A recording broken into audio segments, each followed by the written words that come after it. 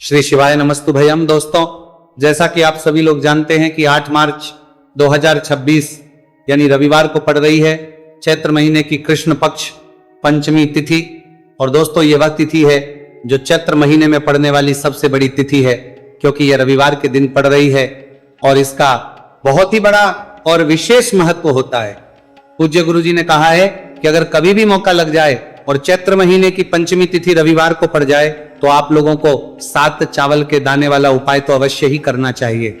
इन दोनों का संयोग बहुत कम आता है और इसी के साथ में गुरुजी ने अपनी शिवपुराण कथा में बताया है कि इस दिन आपको 7 चावल के दाने वाला उपाय तो आपको अवश्य ही करना चाहिए, क्योंकि ऐसा दिन पूरे साल में सिर्फ एक ही बार आता है। और दोस्तों, आप सभी लोग जानते हो कि रविवार पंचमी तिथि का अगर सबसे बड़ा कोई उपाय है तो 7 चावल के दाने वाला उपाय है। तो इस रविवार पंचमी तिथि के दिन आप लोगों को इस 7 चावल के दाने वाला उपाय को जरूर करना है। बहुत सारे लोग होंगे जिन लोगों ने इस उपाय को ना किया हो, मतलब पूरा महीना निकल गया, उन्होंने किसी भी दिन इस 7 चावल के दाने वाला उपाय को ना किया हो। पर दोस्तों, आपके पास एक आखिरी मौका बचा हुआ है जो कि 8 मार्च के दिन है। तो इस दिन आप लोगों को इस वाले उपाय को जरूर कर लेना है। भले ही आपने पूरे महीने भर इस उपाय को ना किया हो, पर अगर आपने इस चैत्र महीने के रविवार पंचमी तिथि के दिन अगर इस वाले उपाय को कर लिया तो आपको इस उपाय को करने का वह फल मिलेगा जिसकी आपने कभी कल्पना भी नहीं करी होगी। इसीलिए आप लोग इस वाले उपाय को एक बार जरूर कर लेना है, ताकि आप लोगों के हाथ से यह मौका ना जा सकता है, ना सके और आपको इस उपाय को करने का फल मिल सके। दोस्तों, यह उपाय पंडित जी ने अपनी अभी की ही श्री शिव महापुराण की कथा में बताया है, जिस उपाय को आज हम आपको बहुत अच्छे से समझाने वाले हैं। इस वीडियो को देखने के बाद इस उपाय को के लिए आपको कोई और वीडियो को देखने की जरूरत नहीं पड़ेगी। तो चलिए दोस्तों, उपाय को शुरू करते हैं। देखिए, यह इस चैत्र महीने के रविवार पंचमी तिथि के दिन ये इतना खास होता है, इतना महत्वपूर्ण होता है।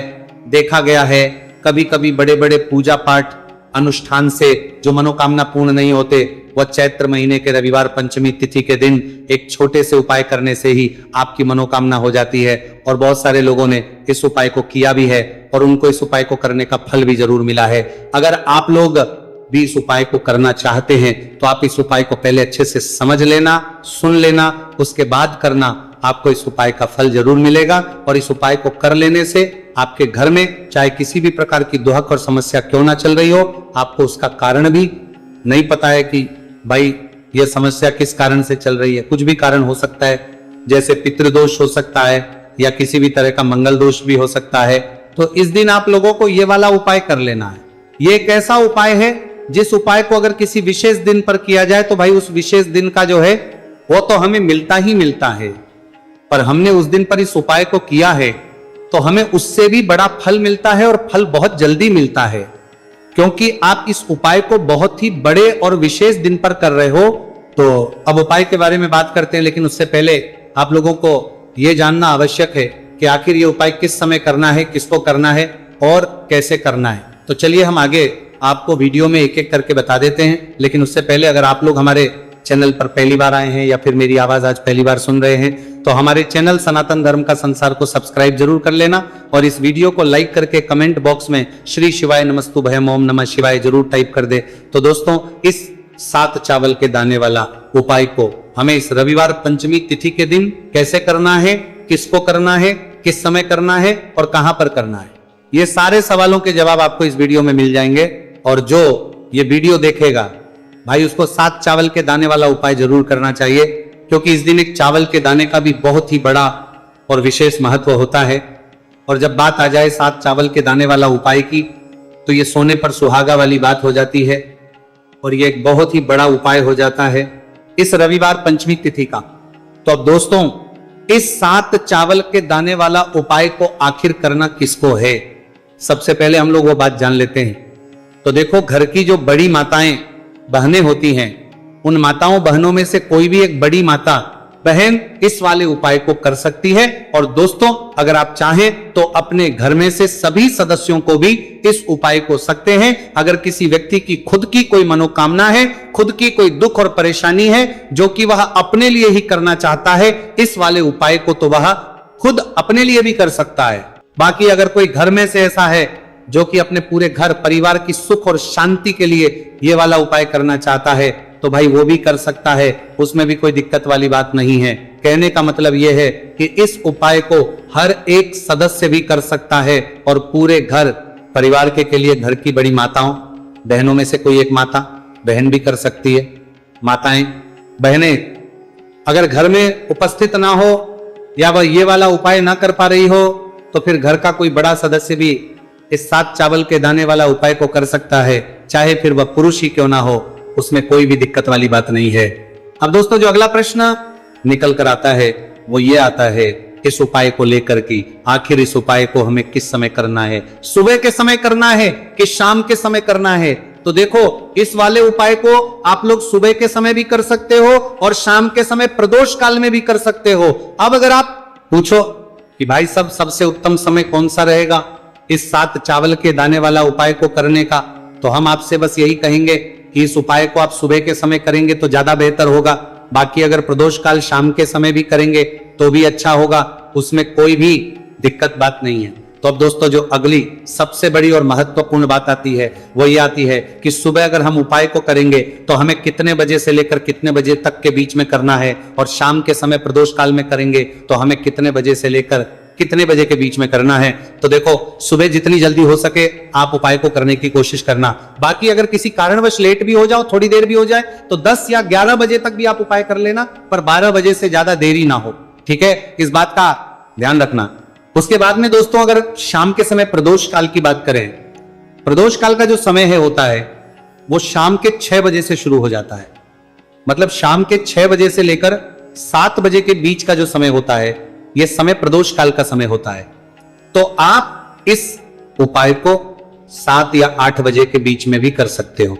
मतलब शाम के 6 बजे से रात 8 बजे के बीच में आप कभी भी इस वाले उपाय को कर सकते हो, उसमें कोई भी दिक्कत वाली बात नहीं है। देखिए दोस्तों एक एक करते हुए हम उपायों को समझेंगे। सबसे पहला उपाय बहुत ही आसान सा उपाय है। देखो यदि आपको ऐसा लगता है कि बाबा आपकी सुन ही नहीं रहे, बाबा आपकी मनोकामना परिपूर्ण कर ही नहीं रहे हैं, आपने कई उपाय कर लिए, कई आपने इच्छाएं महादेव के सामने रख दी, लेकिन आपकी मनोरथ जो है वह परिपूर्ण हो ही नहीं रही है, और आप चाहते हैं कि वह मनोरथ जो आप कई दिनों से बाबा से मांग रहे हैं वह परिपूर्ण हो जाए, तो आपके जीवन के दुहक तकलीफ है ये सब दूर हो जाए। देखिए हो सकता है आपके घर में कोई कोर्ट केस चल रहा है या आपके घर में बहुत ज्यादा लड़ाई झगड़े चलते हैं, तो आपके घर में अगर शांति नहीं है, आपके घर में धन की कमी है, धन की वजह से आपके घर में बहुत ज्यादा लड़ाई झगड़े चल रहे, तो आपकी तकलीफ दूर होने वाली है। स्वयं नंदी जी वाला यह विशेष उपाय है। नंदी जी के कान में कुछ बोलना है, नंदी जी के कान में इस प्रकार से बोलना है और आपकी मनोकामना परिपूर्ण हो जाएगी। देखो क्या क्या चीजें को लेनी है, पहले यह समझ लीजिए आपको लेना होगा एक बेलपत्र 3 पत्ती होनी चाहिए, कहीं से भी खंडित नहीं होना चाहिए, ठीक है। बेलपत्र के साथ में आपको लेना है पीला चंदन मात्र एक बूंद, छोटी सी टिक्की आपको लगानी है बेलपत्र में, इसीलिए थोड़ा सा ही पीला चंदन आपको लेना है और इस पीले चंदन के अंदर थोड़ा सा जल मिला देना है ताकि गीला हो जाएगा, पेस्ट के रूप में तैयार हो जाएगा। आगे इतनी बात समझ में। अब आप क्या करना है, आपको साथ में लेना है 7 चावल के दाने। महादेव आपका साथ देने वाले हैं इन 7 चावल के धनों से। अब आपको क्या करना है, भगवान शिव के मंदिर में आपको जाना है। नंदी जी बैठे हैं, नंदी जी के पास में मतलब जो पैर उठा हुआ रहता है ना, नंदी जी का उस साइड आपको सीधे साइड आपको बैठना है। इस यहां पर जैसे ही बैठोगे यहां पर आपको बेलपत्र लेना है और बेलपत्र की जो ये बीच की जो डंडी है यहां पर आप मात्र पीले चंदन की एक बिंदी लगा देनी है। पीले चंदन की बिंदी लगा दी। अब ये जो ऊपर वाली जो पत्ती है यहां पर एक एक करते हुए 7 चावल आपको रखना है, ठीक है। 7 चावल आपने ऊपर वाली पत्ती पर रख दिए। या देखो एक प्लेट ले जाना, तो प्लेट के ऊपर आप बेलपत्र रख देना, फिर टिक्की लगा देना, फिर उसके बाद आप ये 7 चावल के दाने रख देना, ठीक है। अब आपको क्या करना है, जहां पर आप नंदी जी के वहां पर बैठे हो तो नंदी के कान में आपको आपकी जो भी इच्छा है, जो आप चाहते हैं कि महादेव परिपूर्ण करें, और नंदी जी के कहने पर महादेव आपकी मनोकामना निश्चित तौर पर परिपूर्ण करेंगे, तो आपको क्या करना है, नंदी जी को कान में आपको बोल देना है, जो भी आपके दुहक तकलीफ है, जो भी आपके कष्ट है, वो सब दूर हो जाए, ऐसी आपको कामना करना है। और नंदी जी के कानों में आपको बोल देना है, जो भी आप चीज बोलेंगे वो नंदी जी भगवान शिव से विनय करके बोलेंगे, और नंदी जी की बात भगवान शिव नहीं टालते हैं। और इसीलिए जो भी इच्छा है, आपकी जो भी कामना है, वो आपको विशेष बोलना है और उसके बाद आपको वहां से उठना है। ठीक है, नंदी जी को कान में मनोकामना बोल दी, फिर उठना, फिर उसके बाद भगवान शिव के वहां पर जाना, और ये जो बेलपत्र है, ये बेलपत्र चिकना वाला साइड जो है, और भगवान शिव के शिवलिंग के ऊपर इसे अर्पित कर देना है। अर्पित कैसे करोगे? जो बेलपत्र का जो चिकना वाला साइड है वो नीचे की साइड हो जाना चाहिए। अब से ही आप अर्पित करने जाओगे तो चावल के दाने तो गिर जाएंगे, यानी कि जैसे ही अर्पित करने जाओगे तो भगवान शिव के शिवलिंग के ऊपर चावल के दाने गिर जाएंगे, क्योंकि वो किसी से भी चिपके हुए नहीं है, तो कोई तकलीफ नहीं है। वो जैसे आप अर्पित करोगे, न भले चावल के दाने भगवान शिव के शिवलिंग पर गिर जाए, वो कोई तकलीफ नहीं है। बस आपको ये जो बेलपत्र है ये आपको उल्टा अर्पित कर देना है, यानी कि जो पीला है भगवान शिव के शिवलिंग पर स्पर्श होना चाहिए, और इस प्रकार से आपको अर्पित कर देना है। डंडी का जो हिस्सा है जलाधारी की तरफ हो जाना चाहिए। बस इतना सा प्यारा सा उपाय एक बार करके देखिए, निश्चित तौर पर महादेव आपकी जो भी मनोरथ है, जो बाबा से आप कई दिनों से मांग रहे हैं, वह निश्चित तौर पर परिपूर्ण हो जाएगी। आगे इतनी बात समझ में। देखिए, अब हम बात करते हैं दूसरे उपाय की। देखिए, यह उपाय जीवन ऊर्जा का है, रविवार का दिन है और पंचमी तिथि है। अगर आपके जीवन में बहुत ज्यादा अंधकार है, अगर आपके घर के जो बच्चे हैं बहुत ज्यादा सोचते हैं, या आपके घर में कोई भी ऐसा व्यक्ति है बहुत ज्यादा सोचता है, डिप्रेशन में रहता है, तनाव उसको है, तो तनाव को मुक्त करने के लिए यह उपाय है।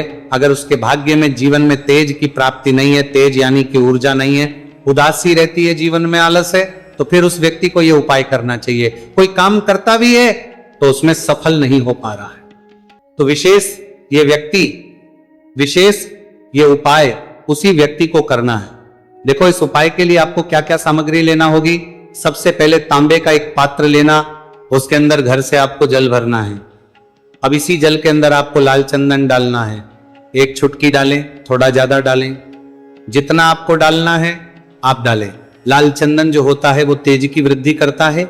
रविवार के दिन लाल चीजों का उपाय करना बेहद शुभ होता है, और हो सके तो लाल रंग के कपड़े पहन करके अगर आप ये उपाय करेंगे ना तो और भी शुभ होगा।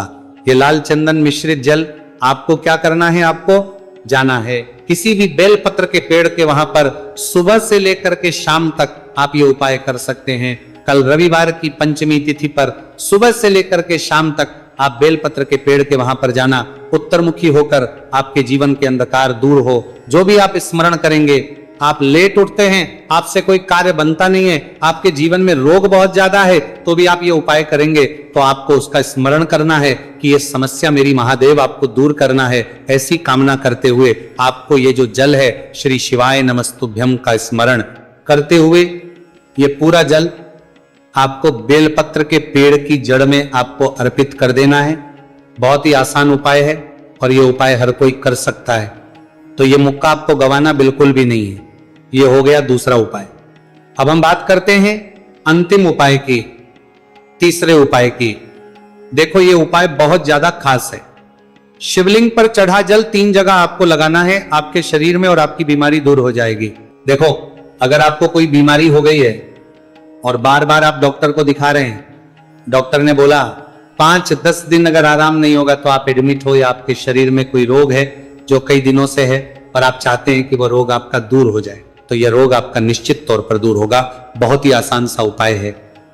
घर का कोई भी व्यक्ति ये उपाय करवाते हैं सकता है, ये रोगी व्यक्ति भी ये उपाय कर सकता है। मात्र तांबे के पात्र के अंदर 1 लोटा जल लेना है, और आपको आज के दिन यानी कि रविवार की पंचमी तिथि के दिन आपको जाना है भगवान शिव के मंदिर में। और अब आपको क्या करना, इस उपाय को समझना। 1 लोटा जल है, अब आपको भगवान शिव के शिवलिंग पर सबसे पहले गणेश जी के स्थान पर, कार्तिकेय जी के स्थान पर, मां माता अशोक सुंदरी वाले स्थान पर, पार्वती माता के हस्तकमल पर, फिर भगवान शिव के शिवलिंग पर आपको अर्पित कर देना है। जैसे ही जल जलाधारी के वहां पर आएगा ना, वो जल आपको झेल लेना है। ठीक है, जल झेल लिया आपने। अब आपको क्या करना है, महादेव से प्रार्थना करना है कि ये बीमारी दूर करने के लिए मैं मेरे घर पर लेकर के जा रहा हूं। इस व्यक्ति को, ये व्यक्ति जो है ये बीमार है, इसकी जो परेशानी है ये आपको दूर करनी है।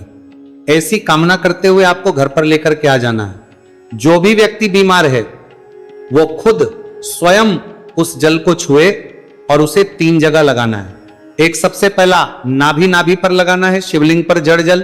फिर दूसरा जो है मस्तक सिर पर, जहां पर हम तिलक करते हैं ना बीचों बीच में, यहां पर यहां पर आपको जल लगाना है। और तीसरा जो है सिर पर आपको जल लगाना है। देखो यहां पर एक चीज समझना, जब नाभि पर आप मणिपुर चक्र में आप जल लगाएंगे, थोड़ा सा जल वहां पर लगाना, फिर उसके बाद जब दूसरा अज्ञात चक्र में आप जब जल लगाओगे ना तो 3 त्रिकोण में दूर होना शुरू हो जाएगी। यह उपाय आप रविवार के दिन कर रहे हो ना, ज्यादा जल लेकर के आना, ताकि आप सोमवार, मंगलवार, बुधवार, गुरुवार, शुक्रवार तक आप ये जल का कर सको। ठीक है, लगातार 5 दिन आपको लगाना है। आपके शरीर में निश्चित तौर पर आराम आपको मिलेगा। तो दोस्तों